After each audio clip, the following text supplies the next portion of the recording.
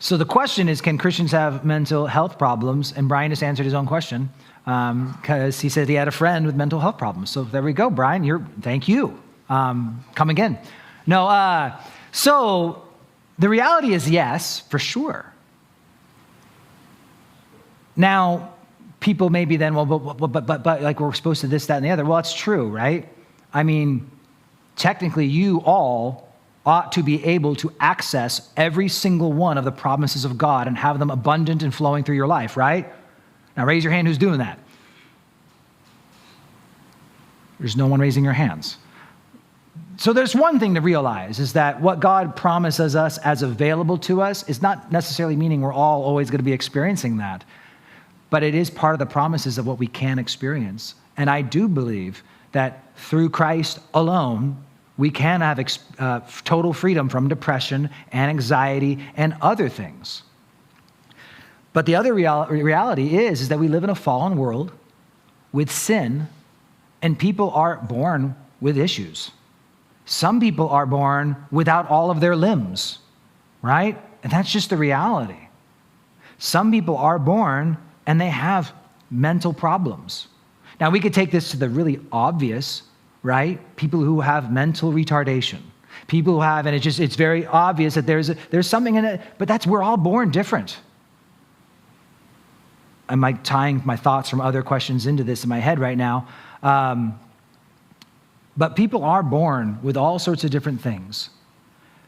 And so is it possible? Obviously it is possible. But I will say this, is that because you were born in a fallen world and born under the curse and being subject to sins and the results of the curse, does that mean it's God's desire?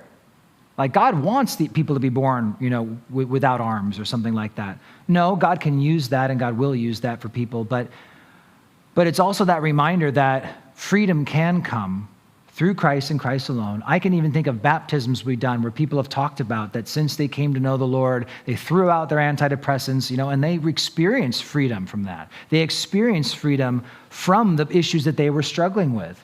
And yet other people don't.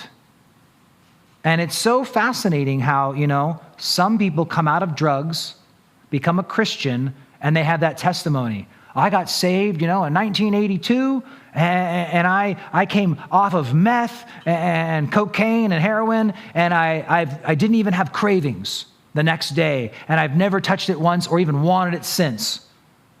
And there are other people who came off of addiction going, I hate you, because I'm still here craving and struggling and falling back into temptation.